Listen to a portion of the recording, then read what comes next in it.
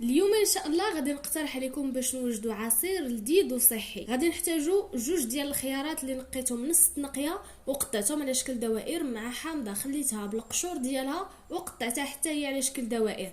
غادي ندير كلشي في كاس الخلاط، غادي نضيف عليهم تقريبا 1 لتر ديال الماء وغادي نطحنهم مزيان، ومباشره غادي نمروا باش نصفيهم باش نحيدوا دوك القشور اللي ما كيطحنوش. غادي نرد هذاك الخليط لكاس الخلاط ديالي وغادي نضيف عليهم جوج ديال البنانات اولا جوج حبات ديال الموز مع القليل من السكر، والسكر تيبقى حسب الذوق، وغادي نعاود نطحنهم ونقدموهم بالصحه والراحه. عصير صحي منعش وكيجي لذيذ بزاف.